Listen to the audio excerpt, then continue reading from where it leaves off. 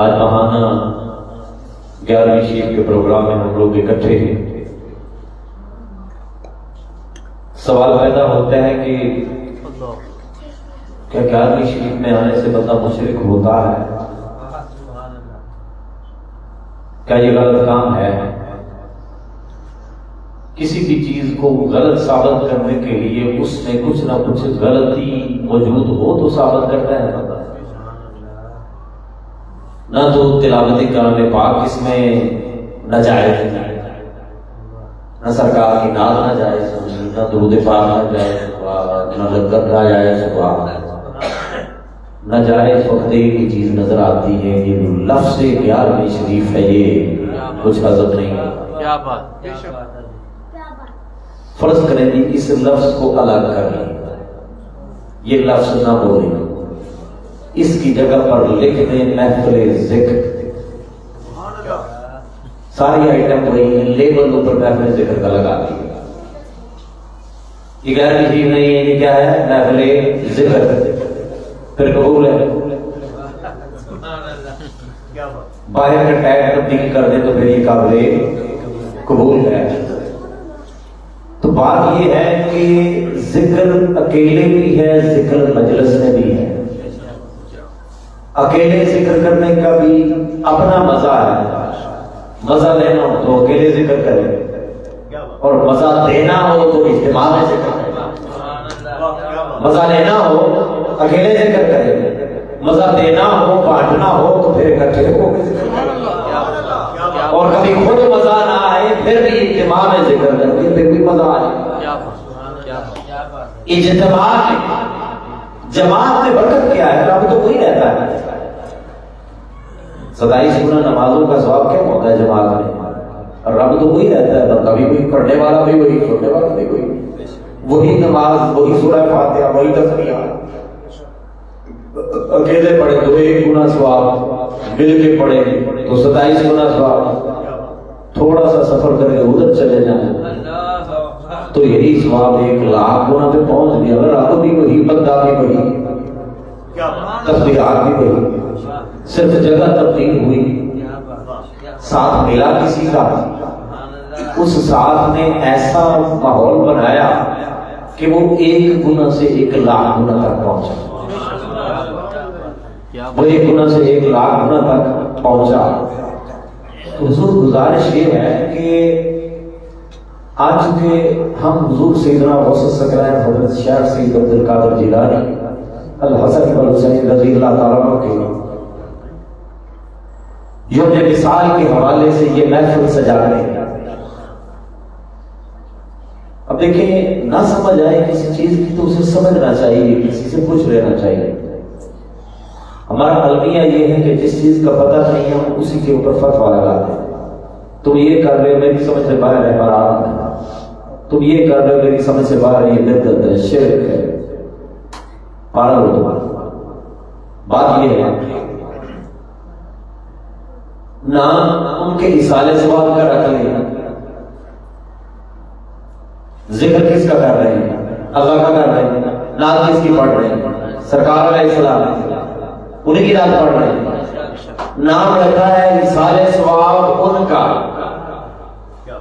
اصالے ثواب ان کا، ان سے تو نہیں مانگا جا رہا، مانگا تو اسی سے جا رہا ہے، مانگا تو اسی سے جا رہا ہے، دعا تو اسی کی بارگاہ میں کی جا رہی ہے۔ جب منتقی اس سے ہو رہے ہیں، دعا اس سے مانگ رہے ہیں، التجا اس سے کر رہے ہیں، جب جولی اس کی بارگاہ میں پھیلا رہے ہیں اور سارے مل کے پھیلا رہے ہیں، ہو گیا۔ اس شعر کو اتنا مقید نہ کرو، اتنا لمیٹڈ نہ کرو کہ یہ گھٹن پیدا کر دے۔ کبھی کسی سے پڑھ لو، کسی سے سیکھ لو، بنا سیکھے کبھی دین نہیں آتا۔ بخاری شریف کی حدیث ہے، حضرت ابو ہریرہ رضی اللہ تعالیٰ عنہ راوی اس حدیث کی، سرکار فرماتے ہیں ایھا الناس، اے لوگو، العلم بالتعلم، علم ہمیشہ سیکھنے سے آتا ہے، سکھاتا استاد ہے، سکھاتے مدارس میں، سکھاتا ماحول ہے. کتابیں بھی کبھی خود سکھایا کسی کو؟ سکھانے والا ہونا چاہیے، رہنما ہونا چاہیے، رہبر ہونا چاہیے. بنا رہبر، بنا رہنما، بنا استاد، بنا مدرسہ، بنا اسکول، بنا یونیورسٹی تو گھر میں ہی عادت، تو گھر میں ہی فاضل. آقا فرماتے ہیں علم میں تعلق، علم تو سیکھنے سے آتا ہے. وہاں فکر میں تفکر، اور فقہ سمجھنے سے آتا ہے، غور و فکر سے آتا ہے، اور بھائی علم سیکھنے سے آتا ہے. آپ بلڈنگ کا کام بنا سیکھے نہیں کر سکتے، الیکٹریشین کا کام بنا سیکھے نہیں کر سکتے. You require someone special, someone proficient in that respective field. کوئی نہ کوئی استاد ہو، جاننے والا ہو، جو بتائے تار کو پکڑنا کیسے ہے، ٹاکا لگانا کیسے ہے. نہیں تو تم اپنے آپ کو ٹاکا لگا بیٹھو گے. تو وہ ٹانکا تو پھر جڑ جائے گا جو عقیدے کے اوپر، یقین کے اوپر ٹانکا لگانے چلے. یہ ایسا ٹانکا ہی کبھی نہیں جڑے گا. لہذا یہ ٹانکا نہ لگائیں، یہ ٹانکا نہ لگائیں. قرآن سمجھنے کے لیے قرآن سیکھیں. ذوق ہے نا، شوق ہے، پڑھتے ہیں اچھے قاری کے قرآن کے پاس جائیں، سیکھیں قرآن پڑھنا. قرآن پڑھنے کے لیے قاری کی ضرورت ہے نا. بغیر قاری کے، بغیر استاد کے ناول نہیں پڑھنا آتا. تو بغیر استاد کے قرآن کو سمجھ کیسے آ جائے گی؟ آپ اردو میں لکھا ہوا ترجمہ اگر آپ کے پاس آ جائے یا انگلش ٹرانسلیشن آ جائے تو سمجھ آ جائے گی قرآن کی. علم و تعلم، علم سیکھنے سے ہے. سکھاتا استاد ہے، سکھاتے مدارس ہے، سکھاتا ماحول ہے، سکھاتی صحبت ہے، سکھاتی مجلس ہے. نہ تو مجلس میں جائے، نہ تو صحبت میں جائے، نہ استاد کے پاس جائے، نہ کسی سے سیکھے. آقا کہتے ہیں العلم میں تعلق، تو کہتا ہے استاد کی حاجت نہیں. آقا کہتے ہیں استاد کے پاس جا، آقا کہتے ہیں صحبت میں بیٹھ، آقا کہتے ہیں مجلس میں بیٹھ. تو کہے نہیں مجلس، میرا ہی ماحول نہیں استاد. ایسا کوئی دین، ایسا کوئی فکر نہیں ہے. اللہ تعالیٰ بچائے. میں گزارش یہ کر رہا تھا، چونکہ 11ویں شیف کا پروگرام ہے، چونکہ توحید کے موضوع کے اوپر ہی ہم چل رہے تھے، تو توحید کی بات ہی کریں گے انشاءاللہ. توحید فی الخلق والایجاد، سورہ فرقان کی چند آیات کریمہ کی میں نے تلاوت کی. باری تعالیٰ قرآن پاک میں ارشاد فرمایا وَاتَّخِذُوا مِن دُونِهِ آلِهَةً، انہوں نے اللہ کے سوا معبود بنا لیے تھے، الہ بنا لیے تھے. اور کیسے الہ تھے؟ لا يخلقون شيئا وهم يخلقون. ان کی اوقات اتنی تھی کہ وہ کسی چیز کو پیدا نہیں کر سکتے تھے.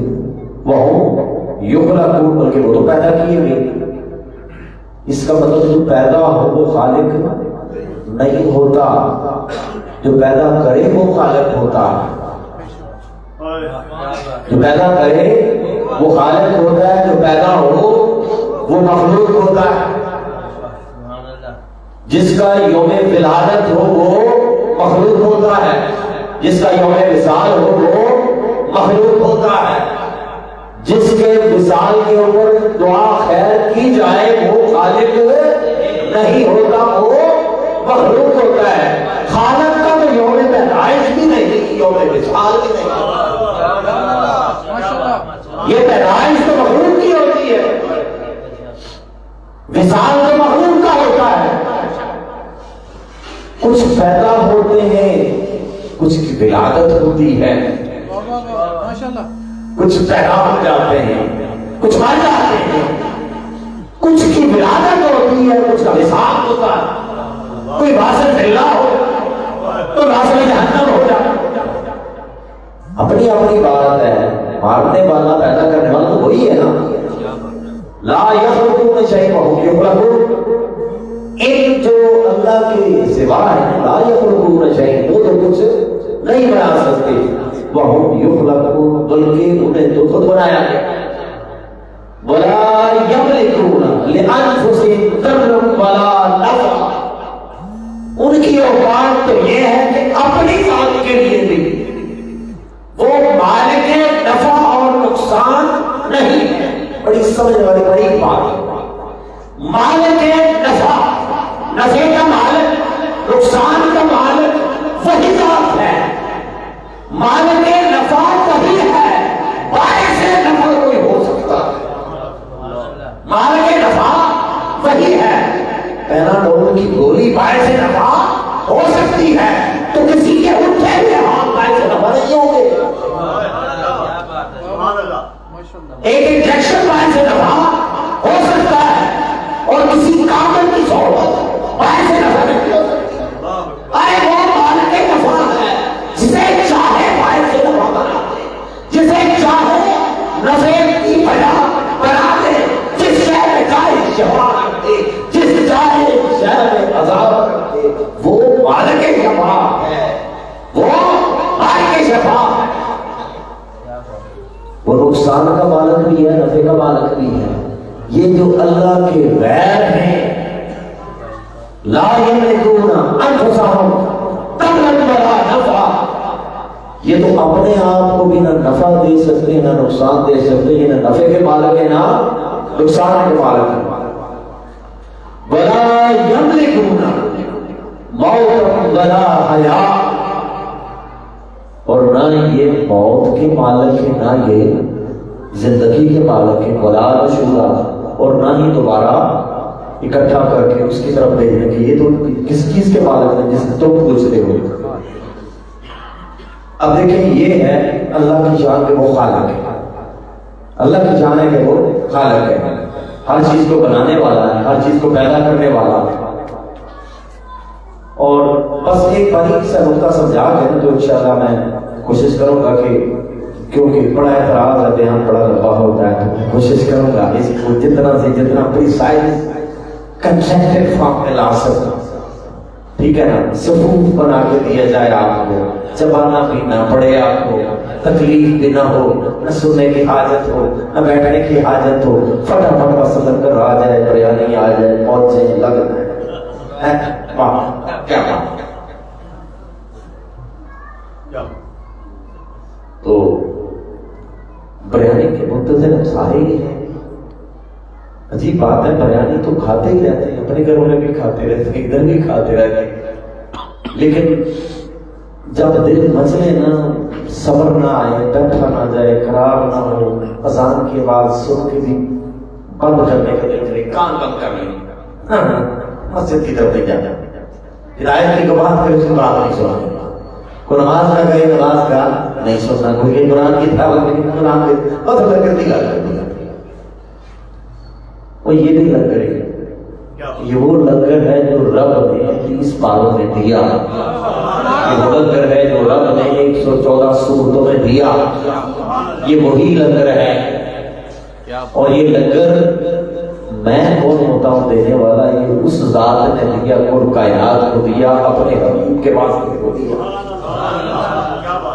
اس لنگر کی طرف آئیں، اس لنگر کی طرف آئیں جو کبھی ختم نہیں ہوتا. وہ لنگر اب کھائیں، کل تک ستیہ ناس ہو جائے گا اس کا. اچھا خاصا خوشبودار لنگر کھایا،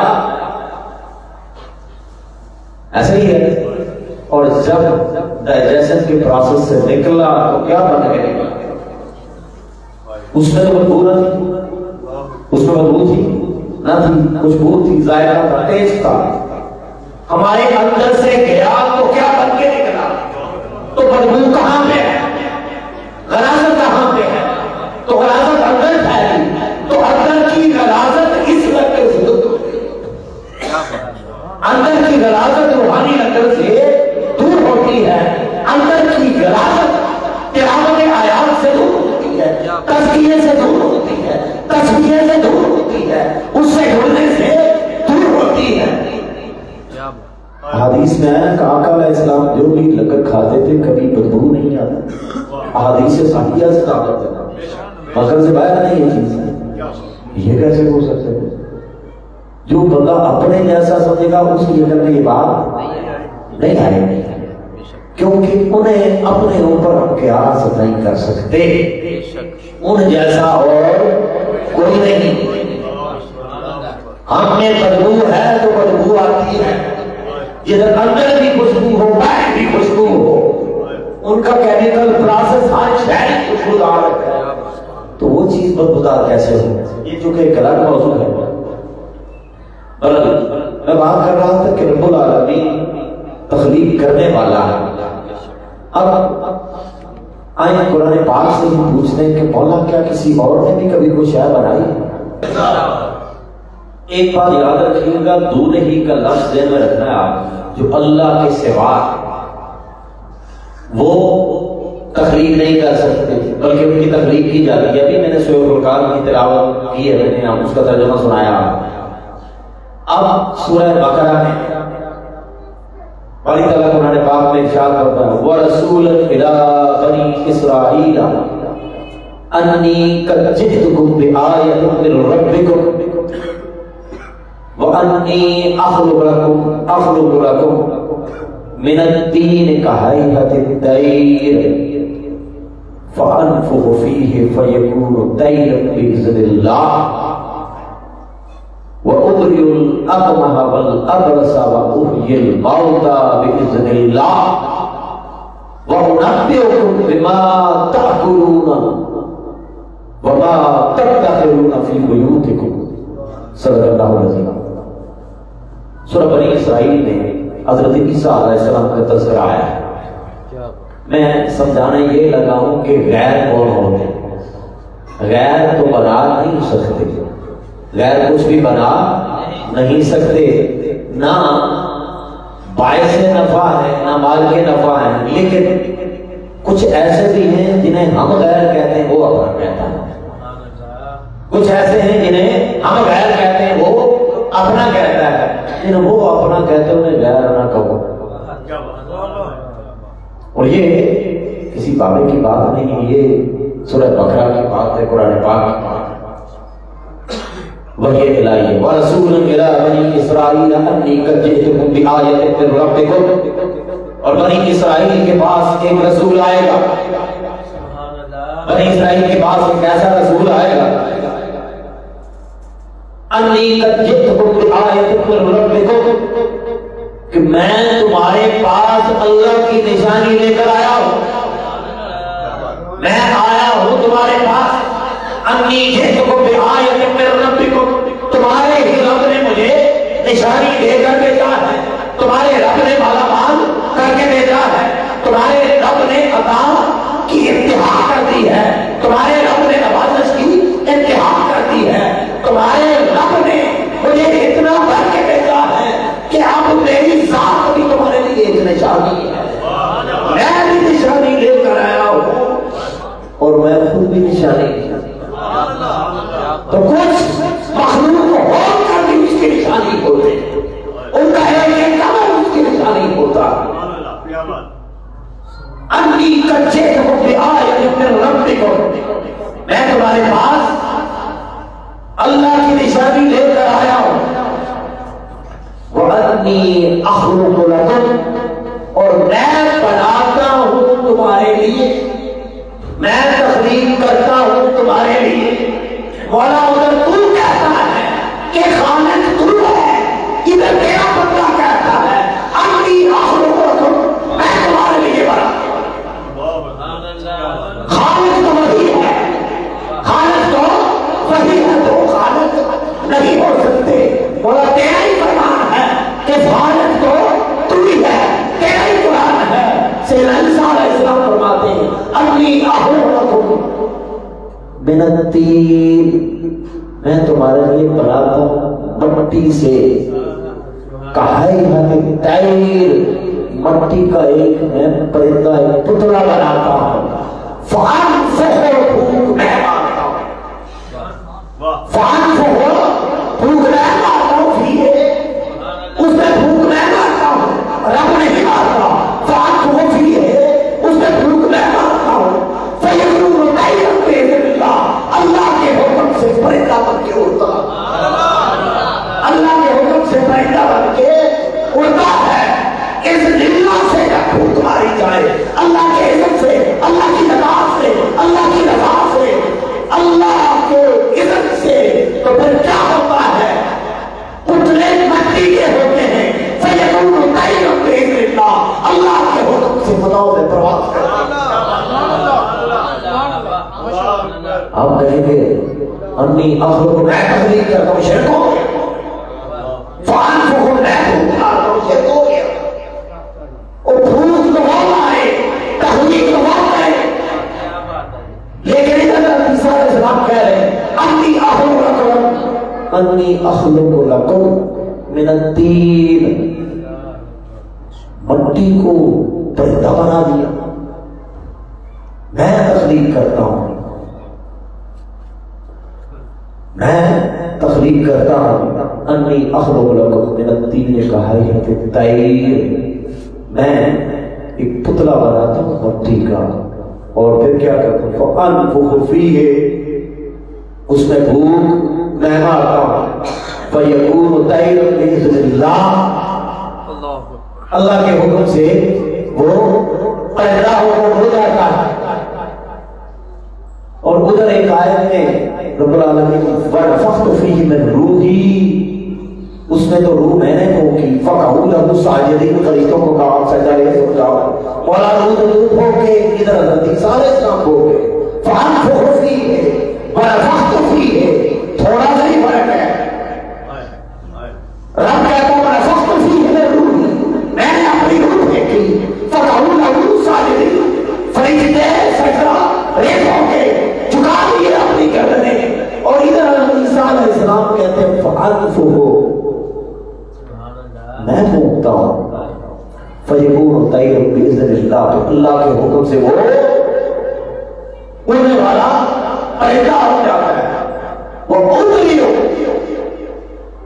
اور میں پری کرتا ہوں، میں خلاصی دیتا ہوں، میں نجات دیتا ہوں، وہ اڑی الاقوہ،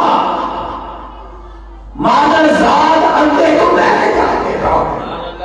جب رب نے ایک کو بنایا ہی نبی نہ، اللہ کی رضا تھی تو پیدائشی نبی نہ ہو، اللہ کی رضا تھی کہ پیدائشی نبی نہ ہو، تو جسے رب نبی نہ پیدا کرے وہ اپنی اولاد رہا، اے میں اسے پیدائشی دیتا ہوں، جسے رب نبی نہ کرے وہ اپنی اولاد رہا، میں اسے پیدائشی دیتا ہوں، میں اسے روزگی دیتا ہوں، میں اسے بینائی دیتا ہوں، وہ اپنی اولاد رہا، میں اس نبی کو بصارت سے نوازتا ہوں، وہ اپنی الاقمہ والابرص، اور جو کوڑ کے مریض ہوتے ہیں سفید داغوں والے، ایک دور تھا کہ یہ بیماری جس سے لگتی تھی وہ مر جاتا تھا، وہ بچتا نہیں تھا، وَأُبْرِئُ الْأَكْمَحَ وَالْأَبْرَصَ، اور میں مادرزاد نبینے کو بینائی دیتا ہوں، اور کوڑ کے مریضوں کو میں شفا دیتا ہوں، وَأُبْرِئُ الْأَكْمَحَ وَالْأَبْرَصَ، اور سب سے بڑی بات وہ یہ بہت تھا، مردے کو زندہ کرتا ہوں، ہمیں تو یہی پڑھا جسے رب مارے اسے کوئی زندہ نہ کرے، قرآن کہتا ہے وہ یہ بہت تھا، میں مردے کو زندہ کرتا ہوں۔ اگلی آیت بڑی مزے کی بات ہے، عقیدے کی بات ہے،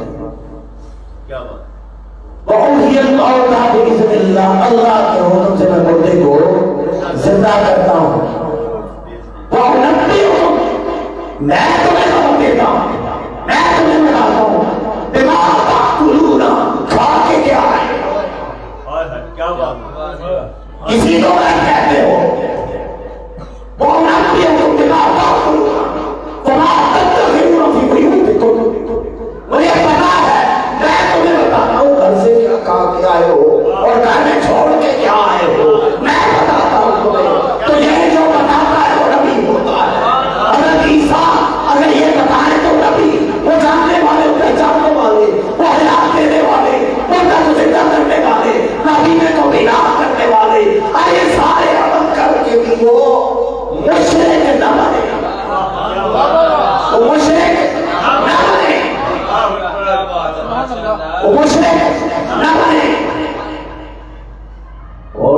پر شرک. اب لگائے نا فتوا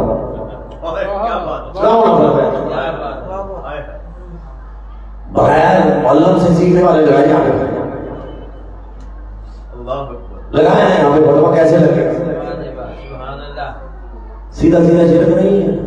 انی اخلق لکم میں تمہارے لیے تخلیق کرتا ہوں میں نے تین مٹی سے کہا ہی ہے کہ تین پرندے جیسا ایک پودلا فانفخ فیہ فیکون طیرا باذن اللہ اس میں روح پھونکتا ہوں اڑنے لگ جاتا ہے اور بری الاکمہ والابرص واحیی الموتى باذن اللہ.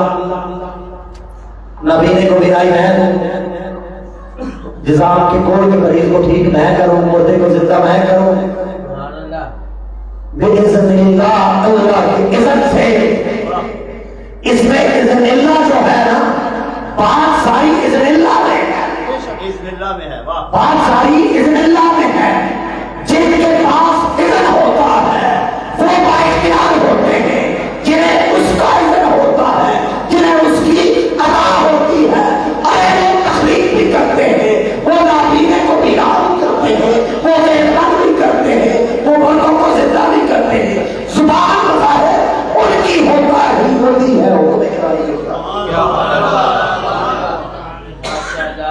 زبان بندے کی ہوتی ہے چونکہ بندہ معذور تو ہوا بندہ معذور تو ہوا.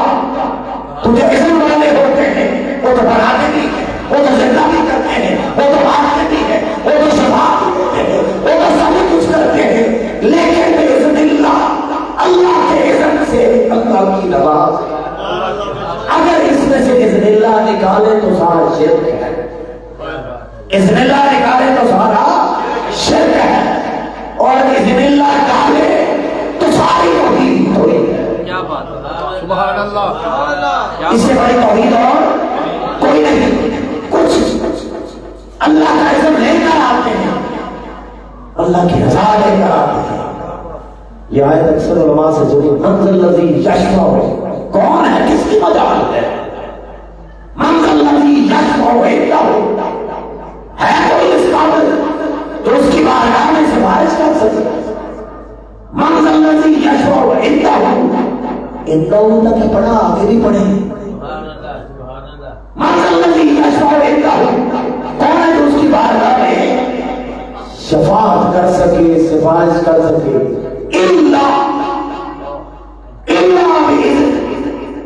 سوائے اس کے جسے اذن.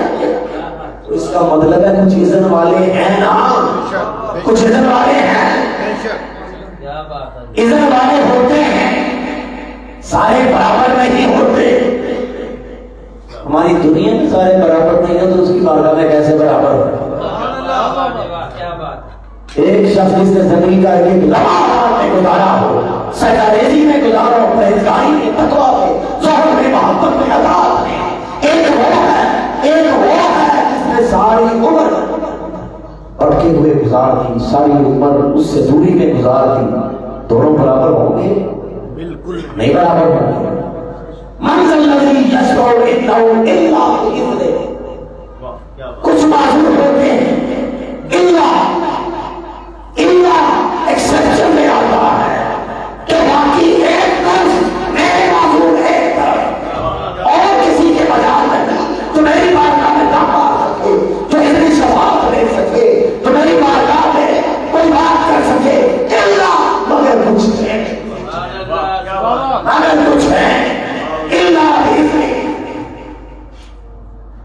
مگر کچھ ہے جنہیں میں نے عزت دیا ہوا ہے. لا الہ الا اللہ. لا الہ کوئی بھی اللہ نہیں کوئی کا بول نہیں الا اللہ. اللہ کے بعد بھی بیان ہوا ہے اللہ سے پہلے ہی نہ ہو نہیں آتا نہ پڑھو. لا الہ کوئی الہ نہیں کوئی خدا نہیں بس اللہ سے آگے بات شروع ہوتی ہے. لا الہ الا اللہ اللہ کے سوا کوئی اور الہ نہیں. منزل الذی یشفع عنده الا باذنہ. کون ہے اس کی بارگاہ میں اذن شفاعت اس کی بارگاہ میں سفارش کر سکتے الا باذنہ سوائے اس کے جسے تو رب فرماتا ہے کہ لوگوں کچھ معذور ہوں گے، کچھ عزت والے ہوں گے۔ اب دیکھیں، بس میں کبھی سنا کے اپنی گفتگو کو اختتام کی طرف لے جاتا ہوں۔ متفق علیہ حدیث ہے، حضرت ابو ہریرہ رضی اللہ تعالیٰ عنہ راوی اس حدیث کی، کتاب التوحید، بخاری شریف کتاب التوحید، صحیح مسلم اس میں بھی یہ حدیث آئی ہے، ترمذی میں بھی آئی ہے، مسند احمد بن حنبل میں بھی یہ حدیث مبارکہ آئی ہے۔ اب دیکھیں بخاری شریف میں کتاب التوحید میں یہ حدیث امام بخاری نے درج کی ہے، حضرت ابو ہریرہ رضی اللہ تعالیٰ عنہ راوی کی۔ میں محفل ذکر کا ہی بتانے لگا۔ آپ فرماتے ہیں قال قال رسول اللہ صلی اللہ علیہ وسلم، آقا علیہ السلام نے فرمایا انا عند ظن عبدی بھی، میں اپنے بندے کے گمان کے مطابق ہوتا ہوں، میں اپنے بندے کے گمان کے مطابق ہوتا ہوں۔ تو جیسا ہمارا گمان ہوگا ویسا ہمارا رب ہوگا، تو بہتر نہیں ہے کہ گمان اچھا کر لیں، بہتر نہیں ہے، سودا ہی بڑا سستا ہے، ایسے ہی سستا سودا ہے اگر سمجھ میں آ جائے۔ انا عند ظن عبدی بھی، میں بندے کے گمان کے مطابق ہوں، جیسا مجھے سوچتا ہے میں ویسا ہی۔ تمہارا ہم تو تجھے رحیم سوچیں گے، ہم تو تجھے کریم سوچیں گے، تو تجھے قہار سوچتے رہیں، جبار سوچتے رہیں، سوچتے رہیں، ہم تو رحیم سوچیں گے۔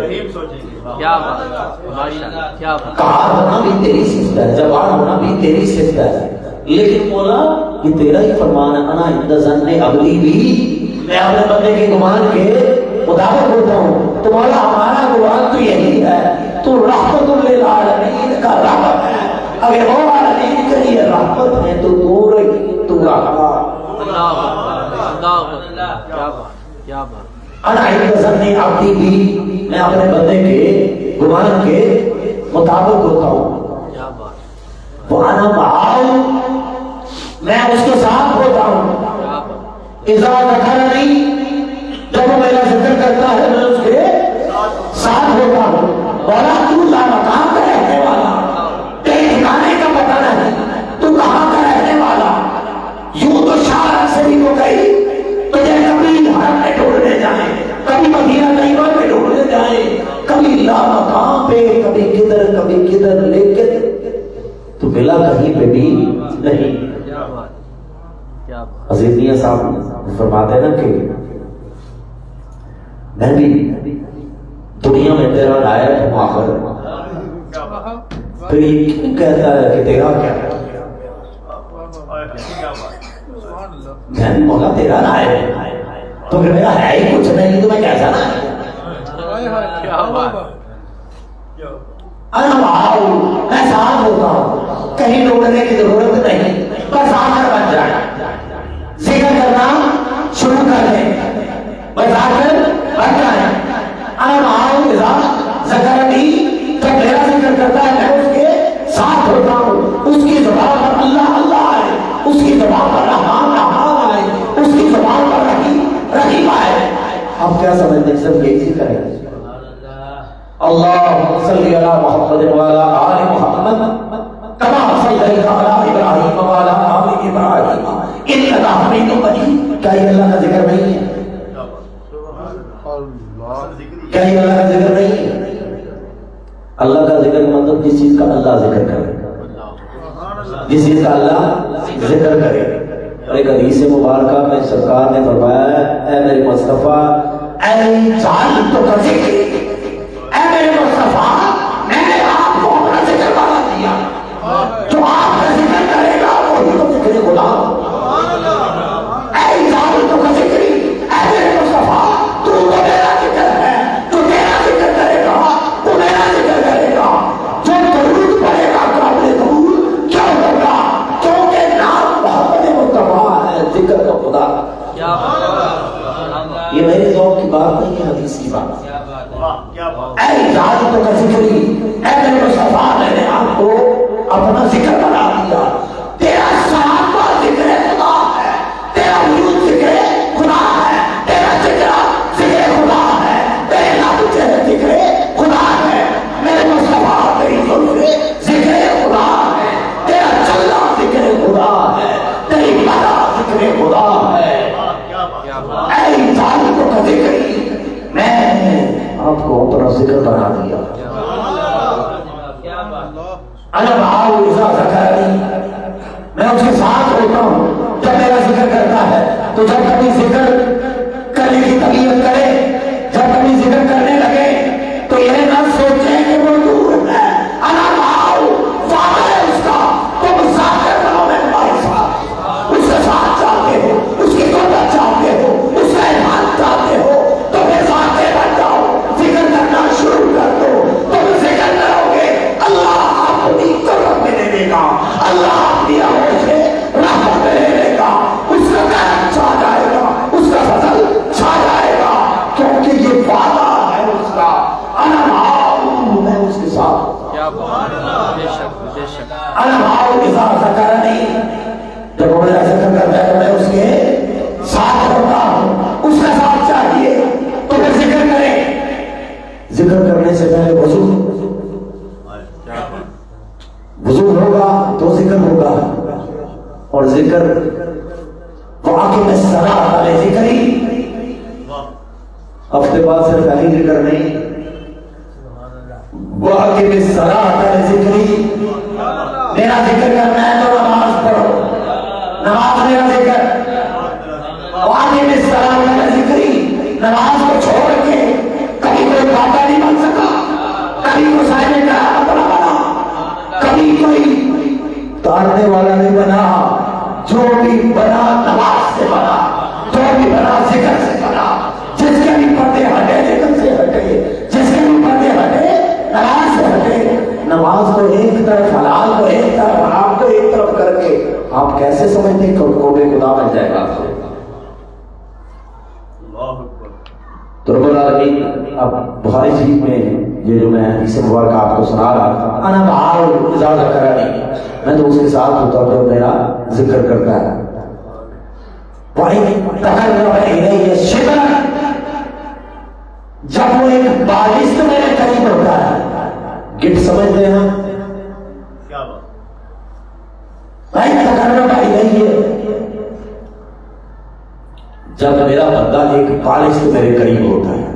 انا معاہ اذا ذکرنی وَإِن تَقَرَّبَ إِلَيَّ شِبْرًا تَقَرَّبْتُ إِلَيْهِ ذِرَاعًا، میرا بندہ ایک بالشت، ایک گٹھ اور کچھ نہیں ہے، یہ سمجھتے ہیں نا؟ وَإِن تَقَرَّبَ إِلَيَّ شِبْرًا تَقَرَّبْتُ إِلَيْهِ ذِرَاعًا، میں ایک بازو اس کے قریب ہو جاتا ہوں. ہماری اس کی بالشت کی ایک حد ہے اور اس کی تو حد کی بے حد. جب اس حد والے کے ایک بازو قریب ہوتا ہوگا، سر کا سفر کرو کیسا آتا ہوگا، مزہ کیسا آتا ہوگا، سرور کیسا ہوگا، اس کے سجدے میں کیسی لذت ہوگی، اس کے رکوع میں کیسا سرور ہوگا، اس کے رونے میں کیسا مزہ ہوگا، ان کی محجوب گزاری میں کیسا لطف ہوگا. سودا ہی بڑا سستا ہے. وَإِن تَقَرَّبَ إِلَيَّ شِبْرًا، ایک بالشت میرے قریب آ جاؤ، اپنے ذات کو پاک کر لو، آخر کو پاک کر لو، نیت کو پاک کر لو، دل کو خالص کر لو، روح کو پاک کر لو، اور پاکی لے کر پاک سے جڑو. وَإِن تَقَرَّبَ إِلَيَّ شِبْرًا تَقَرَّبْتُ إِلَيْهِ ذِرَاعًا، تمہاری ایک بالشت میرا ایک بال. اس کے بازو کو کبھی کو ناپ سکا؟ اس کا بازو کتنا لگا؟ ہمارے لیے فاصلے ہیں. مکہ شریف اتنا دور ہے، اتنے گھنٹے کی مسافت ہے، مدینہ طیبہ اتنا دور ہے، فلاں شہر اتنا دور ہے. اس کے لیے تو کوئی دور نہیں، اس کے لیے تو کوئی دور نہیں. وہ کہتا ہے اگر ایک بالشت میرے قریب آئے تو میں ایک بازو قریب ہو جاتا ہوں. کمال نہیں ہے کہ ادھر ایک بالشت پڑے ادھر ایک بازو پر مل جائے. وَإِن تَقَرَّبَ إِلَيَّ شِبْرًا تَقَرَّبْتُ إِلَيْهِ ذِرَاعًا، اگر وہ ایک بالشت میرے قریب ہوتا ہے تو ایک بازو قریب ہوتا ہے. وَإِن تَقَرَّبَ إِلَيْهِ ذِرَاعًا، اور اگر وہ ایک بازو میرے قریب ہوتا ہے تھوڑا سا اور آگے، اگلی سٹیج ہے matric, F S C, B S, M S, M phil, P H D, different stages. عبادت کی بھی سٹیجز ہیں، نفس کی بھی سٹیجز ہیں. ابھی نفس امارہ کے اوپر قدم رکھا، اس کا گلا دبا، اوپر گیا. نفس امارہ کو لگایا، پھر کیا کہاں گیا؟ اگلے درجے پر گیا، اسے لگایا اگلے درجے پر. کرتے کرتے کرتے بندہ نفس مطمئنہ تک پہنچا. اور ایسے درجے ہیں بھائی تکرر بیٹھ رہی ہے شبرت، کیونکہ ایک موضوع الگ ہے، اس کے اوپر بھی انشاءاللہ بات کریں گے. نفس کی اقسام کتنی ہوتی. تو اب دیکھیں ایک بالغ سے میرے قریب ہوا، نیکی شروع کی، آہستہ آہستہ رضائل کو اندر سے نکالتا گیا. ایک بالغ سے میرے قریب ہوا تو ایک معذور میں اس کے قریب ہو گیا، اسے اور مزہ آیا. وہی تکرر بیٹھ رہی ہے ذرا، اگر وہ ایک بازو میرے قریب ہوگا تقرب تو الیہ با، تو میں تو دونوں بازو اس کے قریب ہو جاؤں. ہمارے بازو کی بھی حد، ہمارے بازو کی حد، ہمارے بارش کی حد. مولا تو بے حد، تو بے حد، تیری حد کوئی نہیں، تیرے لیے فاصلہ کوئی نہیں. مولا تو شان سے بھی قریب ہے، مولا ہمارے دل سے بھی قریب ہے، ہماری روح سے بھی قریب ہے. مولا تو ہمیں اپنی قدرت سے ایسا نواز، برائی کی طرف نگاہ ہی نہ جائے، گناہ کی طرف نگاہ ہی نہ جائے، رضائل کی طرف نگاہ ہی نہ جائے. مولا عادتیں وہ پڑے تو تیرے قریب کر دے، اخلاق وہ پیدا ہوتے تیرے قریب کر دے. ہر حسرت، ہر عادت، ہر شے ایسی ہو جو ہمیں تیرا مقرب بنا دے. اور آخر تیرا فرماتا ہے فَإِنْ أَتَانِي يَمْشِي، اگر کوئی شخص چل کر میرے پاس آتا ہے، أَتَيْتُهُ هَرْوَلًا، میں دوڑ کر اس کے پاس جاتا ہوں. رب بھی دوڑتا ہے، جب بندہ دوڑتا ہے اس کی طرف تو آگے سے رب اپنی آغوش سے رحمت میں لے لیتا ہے. آغوش سمجھتے کیا ہوتا ہے؟ ماں اپنی گود میں جیسے لیتی ہے نا بندے کو، اللہ اپنی رحمت کی آغوش میں لے لیتا ہے. جب بندہ اللہ کی آغوش میں جاتا ہے اسے قرار آ جاتا ہے، بے قراری مٹ جاتی ہے، بے سکونی مٹ جاتی ہے، اضطراب مٹ جاتا ہے، کوئی فکر نہیں رہتی، نہ بیماری ذہن میں رہتی ہے، نہ مالی تنگی رہتی ہے، کچھ بھی نہیں رہتا، کیونکہ وہ آغوش ایسی ہوتی ہے وہاں جا کر سکون ہی سکون ہے، ورنہ سو جاتا ہے، قرار پا جاتا ہے. تو آج ہم چکے حضور سیدنا غوث الثقلین حضرت شیخ سید عبد القادر جیلانی رضی اللہ تعالیٰ عنہ کا یوم وصال لگا، اور اصالے ثواب چونکہ قرآن پاک سے ثابت ہے. اور کسی بڑے کو جب اصالے ثواب کرتے ہیں نا تو تہ مزار کبھی کبھار اس کے ہاتھ بھی اٹھ جاتے ہیں، تہ مزار اس کے ہاتھ بھی اٹھ جاتے ہیں. یار یہ بڑی معروف حدیث آپ نے سنی ہوئی ہے، قبرستان میں جب کہیں السلام علیکم یا اہل القبور، اے قبر والو تمہیں سلام ہو، مردوں کو سلام کرتے ہیں، مردوں کو سلام کرتے ہیں. اس کا مطلب مردے سنتے ہیں، وہ یہ اس قبرستان والے مردے سنتے ہیں تو وہ نہیں سنیں گے جو آل رسول کی سید وہ نہیں سنیں گے، وہ نہیں سنیں گے، وہ نہیں سنیں گے. اور جب آپ سلامتی بھیجتے ہیں تو ہم تو ہو سکتا ہے رسمن بھیجیں، اور جو مقام رضا کے ہو، جو مقام محبوبیت کے ہو، جب ان کے اوپر سلامتی بھیجیں، درود بھیجیں، مولا میں اسے ثواب احسان کر رہا ہوں تو ہو سکتا ہے اندر سے ہاتھ اٹھ جائے، مولا جس نے میرے اوپر سلامتی بھیجی ہے تو بھی اس کے اوپر سلامتی نازل کروا. یہ ہے سارا فلسفہ، اس میں کوئی شرک نہیں ہے. اللہ تعالیٰ آپ کا قبول فرمائے.